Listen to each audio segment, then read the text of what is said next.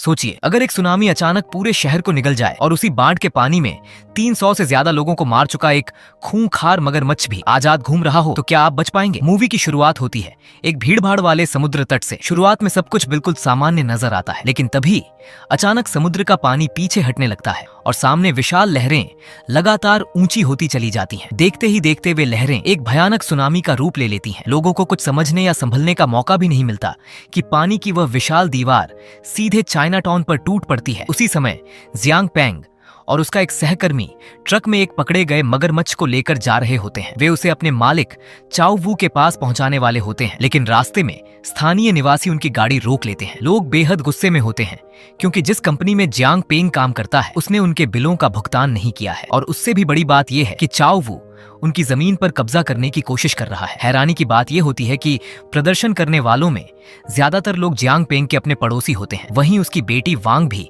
मौजूद होती है, जो अपने पिता के मालिक के खिलाफ विरोध प्रदर्शन कर रही होती है। जियांग पेंग कुछ बोल भी नहीं पाता कि तभी सबकी नजर दूर से तेजी से उनकी तरफ बढ़ती एक डरावनी चीज पर पड़ती है। वह सुनामी होती है। पानी इतनी तेज रफ्तार से आगे बढ़ रहा होता है कि किसी के पास भागने तक का समय नहीं बचता। अगले ही पल बाढ़ का सैलाब भीड़ से टकराता है और लोगों को तिनकों की तरह बहाकर ले जाता है। जब आखिरकार पानी का बहाव थोड़ा शांत होता है, तब पूरा शहर तबाही में बदल चुका होता है। जियांग पेंग तुरंत अपनी बेटी वांग को ढूंढना शुरू कर देता है। तभी उसका सहकर्मी एक खतरनाक बात नोटिस करता है। मगरमच्छ वाला ट्रक पलट चुका होता है और मगरमच्छ वहां से गायब हो चुका होता है। कुछ ही सेकंड बाद वह विशालकाय मगरमच्छ पानी की सतह पर दिखाई देता है। उसे देखकर हर कोई डर से जड़ हो जाता है। जियांग पेंग तुरंत सबको चेतावनी देता है कि कोई भी हिले नहीं। जरा सी आवाज भी उस खतरनाक जीव का ध्यान उनकी ओर खींच सकती है, लेकिन दुर्भाग्य से उसका सहकर्मी गलती से अपने हाथ में पकड़ी धातु की रॉड गिरा देता है। रॉड के गिरने की आवाज सुनसान और पानी से भरी सड़क में गूंज उठती है। आवाज सुनते ही गुस्ताव बिजली की रफ्तार से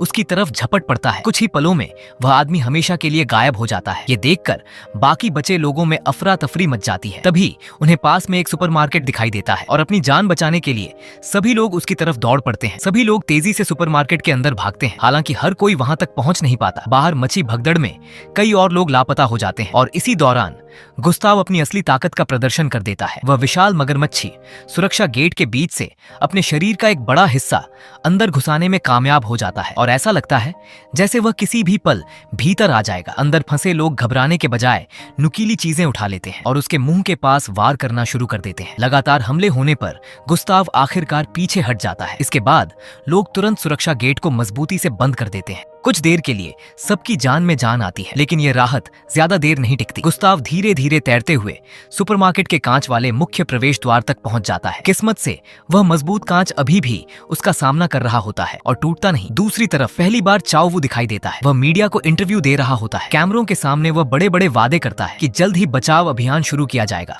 और जो भी लोग फंसे हुए हैं उन्हें सुरक्षित निकाल लिया जाएगा। लेकिन सच ये है कि उसकी हर बात सिर्फ दिखावे और प्रचार के लिए होती है। इधर सुपरमार्केट के अंदर जियांग पेंग लोगों को गुस्ताव के बारे में विस्तार से बताता है। वह कहता है कि यह मगरमच्छ दुनिया के सबसे खतरनाक शिकारी जीवों में गिना जाता है और अब तक 300 से ज्यादा लोगों की मौतों से इसका नाम जुड़ चुका है। उनकी कंपनी ने इसे पकड़ने के लिए भारी पैसा और संसाधन खर्च किए थे। चाओ वू का इरादा इसे एक पर्यटक आकर्षण बनाकर लोगों से पैसा कमाने का था। जियांग पेंग सबको भरोसा दिलाने की कोशिश करता है कि चाओ वो जरूर बचाव दल भेजेगा, लेकिन प्रदर्शनकारी उसकी बात पर बिल्कुल विश्वास नहीं करते। वे चाओ वू से नफरत करते हैं। देखते ही देखते सुपरमार्केट के अंदर बहस और झगड़ा शुरू हो जाता है। तभी अचानक वांग को अस्थमा का गंभीर दौरा पड़ता है। उसकी हालत तेजी से बिगड़ने लगती है। सौभाग्य से वहां फंसे लोगों में एक डॉक्टर भी मौजूद होता है। जांच करने के बाद वह बताता है कि उसका क्लिनिक पास ही स्थित है और वांग की जरूरी दवा अभी भी वहीं रखी हुई है। लेकिन समस्या ये होती है कि उस क्लिनिक तक पहुंचा कैसे जाए। उधर बाहर गुस्ताव लगातार सुपरमार्केट के कांच वाले प्रवेश द्वार पर जोरदार टक्कर मार रहा होता है। हर टक्कर के साथ कांच में दरारें और बढ़ने लगती हैं। अब सभी समझ जाते हैं कि उन्हें जल्द से जल्द दूसरी मंजिल पर पहुंचना होगा, लेकिन एक और मुसीबत सामने आती है। दूसरी मंजिल की चाबी पहले ही बाहर गिर चुकी होती है। सुपरमार्केट मालिक के बेटे से वह चाबी गलती से पानी में गिर गई थी। तभी डॉक्टर एक उम्मीद भरी खबर देता है। वह बताता है कि उसके क्लिनिक में दूसरी मंजिल की एक अतिरिक्त चाबी रखी हुई है। अगर वे वेंटिलेशन शाफ्ट के रास्ते रेंगते हुए क्लिनिक तक पहुंच जाएं, तो वांग की दवा और वह अतिरिक्त चाबी दोनों वापस लाई जा सकती है। हालांकि एक दिक्कत और होती है, उस चाबी के छिपे हुए स्थान के बारे में सिर्फ डॉक्टर ही जानता है, इसलिए वह खुद जाने के लिए तैयार हो जाता है। उसके साथ एक और आदमी भी जाने का फैसला करता है और दोनों वेंटिलेशन सिस्टम के अंदर गायब हो जाते हैं। इसी बीच चाओ वू चोरी छिपे एक बेहद खतरनाक आदेश देता है। वह पास के बांध से और ज्यादा पानी छोड़ने को कहता है। उसका असली मकसद बेहद डरावना होता है। वह चाहता है कि पूरा चाइना टाउन तबाह हो जाए। अगर लोगों के घर नष्ट हो जाएंगे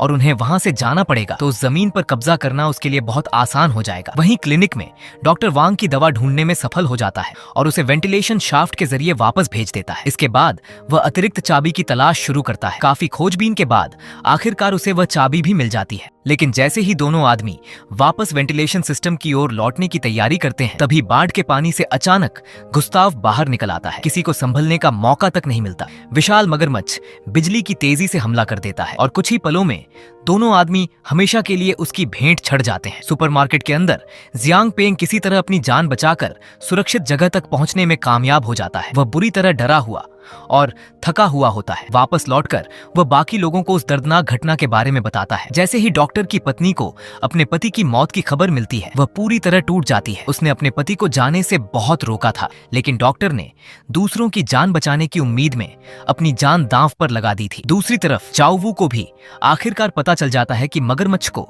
ले जाने वाली टीम के साथ क्या हुआ और गुस्ताव कैसे भाग निकला। लेकिन हैरानी की बात यह होती है कि उसे इस खबर से कोई दुख नहीं होता, बल्कि उसके चेहरे पर संतोष दिखाई देता है। जो लोग उसके खिलाफ प्रदर्शन कर रहे थे वे अब इस आपदा का शिकार बन चुके थे और उसके अनुसार वे इसी लायक थे। इसी दौरान एक और चौंकाने वाला सच सामने आता है। ये सुनामी कोई प्राकृतिक आपदा नहीं थी, इसे जानबूझकर पैदा किया गया था। चाओ वू ने खुद इस विनाशकारी घटना की योजना बनाई थी और सारी परिस्थितियां इस तरह बनाई थीं कि पूरा चाइना टाउन पानी में डूब जाए। उधर सुपरमार्केट में फंसे लोग अब भी बाहर निकलने का रास्ता तलाश रहे होते हैं। तभी जियांग पेंग की नजर बाहर एक नाव पर पड़ती है। कुछ आदमी बाढ़ से भरी सड़कों पर आगे बढ़ते दिखाई देते हैं। उन्हें देखकर सभी लोग जोर जोर से मदद के लिए चिल्लाने लगते हैं, लेकिन वे लोग बचाव दल के सदस्य नहीं होते। वे लुटेरे होते हैं जो इस आपदा का फायदा उठाकर खाली पड़े घरों और दुकानों से कीमती सामान चुरा रहे होते हैं। उनमें से एक आदमी आखिरकार सुपरमार्केट के अंदर फंसे लोगों को देख लेता है और उनकी तरफ आने का फैसला करता है। अंदर मौजूद लोग उसे लगातार चेतावनी देते हैं कि पानी में मत उतरना, लेकिन वह उनकी बात को नजरअंदाज कर देता है। अगले ही पल गुस्ताव अचानक पानी से बाहर निकल आता है। उस आदमी को संभलने का मौका तक नहीं मिलता और वह मगरमच्छ का शिकार बन जाता है। इसके बाद गुस्ताव समूह के एक और सदस्य पर हमला कर देता है। कुछ ही सेकंड में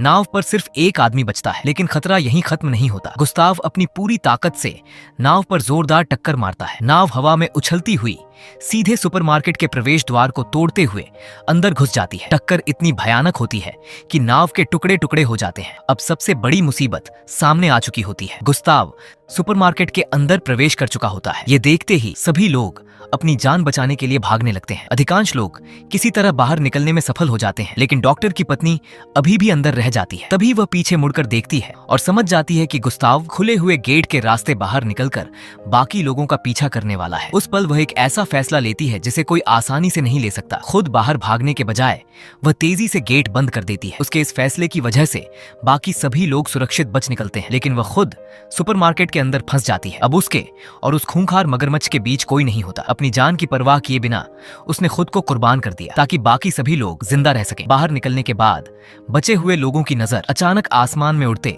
रेस्क्यू हेलीकॉप्टरों पर पड़ती है। उन्हें लगता है कि आखिरकार मदद पहुंच गई है। उम्मीद से भरकर वे सभी जियांग पेंग के घर की छत पर चढ़ जाते हैं और जोर जोर से संकेत देने लगते हैं, लेकिन उनकी ये खुशी ज्यादा देर नहीं टिकती। हेलीकॉप्टर के पायलट को सीधे चाओ वू का आदेश मिलता है कि वह तुरंत वापस लौट जाए और फंसे हुए लोगों को वहीं छोड़ दे। चूंकि चाइना टाउन के लोग उसकी कंपनी का विरोध कर रहे थे, इसलिए वह चाहता था कि उन्हें मरने के लिए छोड़ दिया जाए। रेस्क्यू टीम का एक सदस्य इस आदेश से बेहद नाराज हो जाता है। वापस जाने से पहले वह चोरी छिपे फंसे हुए लोगों का वीडियो रिकॉर्ड कर लेता है और उसे इंटरनेट पर अपलोड कर देता है। इधर बाढ़ का पानी लगातार बढ़ रहा होता है और गुस्ताव भी अब सुपरमार्केट से बाहर निकल चुका होता है। हालात को देखते हुए अंकल लेई सबका ध्यान दूर खड़े एक वाटर टावर की तरफ दिलाते हैं। वह इलाके की सबसे ऊंची इमारत होती है। अगर वे वहां पहुंच जाएं तो शायद बच सकते हैं। एक रस्सी छत और वाटर टावर के बीच बांध दी जाती है। अब सभी को एक एक करके उसी रस्सी के सहारे बाढ़ से भरे शहर के ऊपर से गुजरना होता है। नीचे गहरा पानी होता है और उसी पानी में कहीं गुस्ताव उनका इंतजार कर रहा होता है। सबसे पहले जियांग पेंग रस्सी पार करता है। उसके सुरक्षित पहुंचने के बाद वांग अपनी बारी शुरू करती है। उसी समय बांध से छोड़ा गया पानी तेजी से शहर की तरफ बढ़ रहा होता है। सभी के पास बहुत कम समय बचा होता है। रेस्क्यू टीम का वह आदमी घबरा जाता है। सबके मना करने के बावजूद वह वांग के साथ ही रस्सी पर चढ़ जाता है, लेकिन रस्सी 2 लोगों का भार उठाने के लिए नहीं बनी होती। अचानक रस्सी टूट जाती है। वह आदमी सीधे नीचे पानी में गिर जाता है और गुस्ताव तुरंत उसकी तरफ झपट पड़ता है। दूसरी तरफ वांग किसी तरह रस्सी को पकड़े रहती है।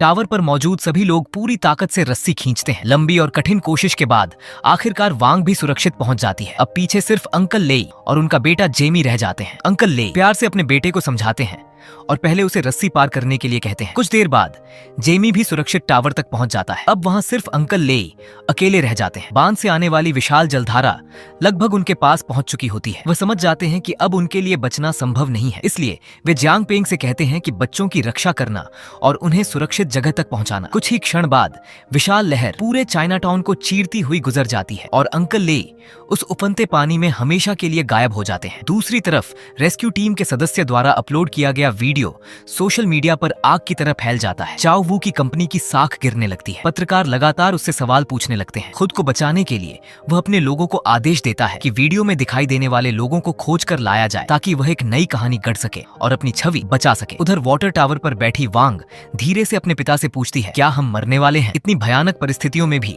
जियांग पेंग मुस्कुरा देता है। वह कहता है, नहीं, मैं तुम्हें कॉलेज जाते हुए देखूंगा। तभी जेमी दूर आसमान में कुछ देखता है। एक हेलीकॉप्टर उनकी तरफ आ रहा होता है। इस बार सभी खुशी से चिल्लाने लगते हैं और हाथ हिलाकर संकेत देते हैं। हेलीकॉप्टर उनके ऊपर पहुंचकर रस्सी की सीढ़ी नीचे छोड़ देता है। ऐसा लगता है कि आखिरकार उनकी मुसीबत खत्म हो गई है, लेकिन तभी गुस्ताव एक बार फिर हमला कर देता है। विशाल मगरमच्छ रस्सी की सीढ़ी को पकड़ लेता है और पूरी ताकत से नीचे खींचने लगता है। हेलीकॉप्टर का संतुलन बिगड़ जाता है और वह पानी में गिर जाता है। एक बार फिर सभी लोग मौत के मुंह में पहुंच जाते हैं। जब जियांग पेंग को होश आता है तो वह खुद को एक एम्बुलेंस में पाता है। उसके पास बैठा होता है चाओ वू। होश में आते ही जियांग पेंग अपनी बेटी वांग के बारे में पूछता है। चाओ वू कहता है कि वह उसे उसकी बेटी वापस दिला देगा, लेकिन बदले में उसे सारी जिम्मेदारी अपने सिर लेनी होगी। वह चाहता है कि जियांग पेंग मीडिया के सामने स्वीकार करे कि उसी ने बांध खोला था और सुनामी चेतावनी प्रणाली को बंद किया था। बदले में उसे पैसे भी मिलेंगे और उसकी बेटी भी वापस मिल जाएगी। बाद में एक प्रेस कॉन्फ्रेंस आयोजित की जाती है। वहां चाओ वू गर्व से घोषणा करता है कि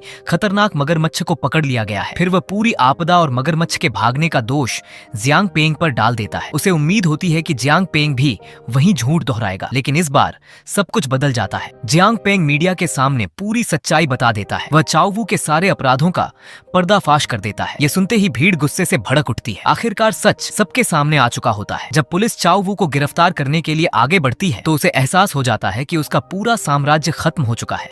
घबराहट में वह गुस्ताव के पिंजरे का दरवाजा खोल देता है। अगले ही पल गुस्ताव आजाद होकर बाहर निकल आता है और वहां अफरा तफरी मच जाती है। इस हंगामे के बीच जियांग पेंग चाओ वू से पूछता है कि वांग कहाँ है। तब चाओ वू एक चौंकाने वाला सच बताता है। वह कहता है कि जब बचाव दल ने जियांग पेंग को पाया था तब वह बिल्कुल अकेला था, उसके साथ कोई और नहीं था। चाओ वू को ले जाया जा रहा होता है कि तभी जियांग पेंग को अचानक एक बात याद आती है। अंकल लेई के गायब होने से पहले उन्होंने अपना फोन उसे दिया था। जेमी की स्मार्ट वॉच उसी फोन से जुड़ी हुई थी। उसी सिग्नल की मदद से जियांग पेंग उनकी लोकेशन ट्रैक करना शुरू करता है। खुशकिस्मती से वांग और जेमी दोनों अभी भी जिंदा होते हैं। सिग्नल का पीछा करते हुए जियांग पेंग आखिरकार उन्हें ढूंढ निकालता है, लेकिन उनका डरावना सफर अभी खत्म नहीं हुआ होता। भागती हुई भीड़ का पीछा करते करते गुस्ताव एक सबवे स्टेशन के अंदर पहुंच जाता है। जियांग पेंग, वांग और जेमी जल्दी से बड़े बड़े पाइपों के बीच छिप जाते हैं। कुछ देर के लिए ऐसा लगता है कि वे बच गए हैं। गुस्ताव भी पास ही शांत होकर रुक जाता है, लेकिन जल्द ही उसकी नजर उन पर पड़ जाती है। एक बार फिर जानलेवा पीछा शुरू हो जाता है। तीनों पाइपों के बीच भागते हैं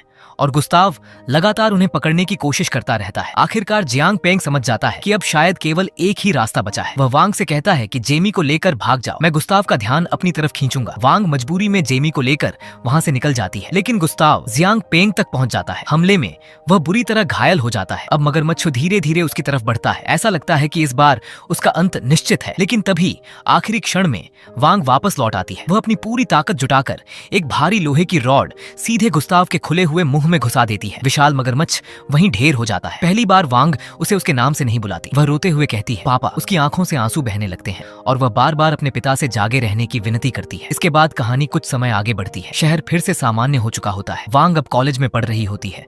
और जियांग पेंग भी जीवित बच जाता है। एक दिन वह चाइना टाउन के उन पुराने पड़ोसियों की तस्वीर देखता है जो कभी उस जगह की रौनक हुआ करते थे। खामोशी से वह उन लोगों को याद करता है जिन्हें उन्होंने खो दिया, उन बलिदानों को याद करता है जो दिए गए, और उन मुश्किलों को याद करता है जिनका उन्होंने मिलकर सामना किया था। और यही ये मूवी खत्म होती है। दोस्तों, अगर आपको वीडियो पसंद आई हो तो वीडियो को लाइक और चैनल एस वाई रोमान को सब्सक्राइब जरूर करें।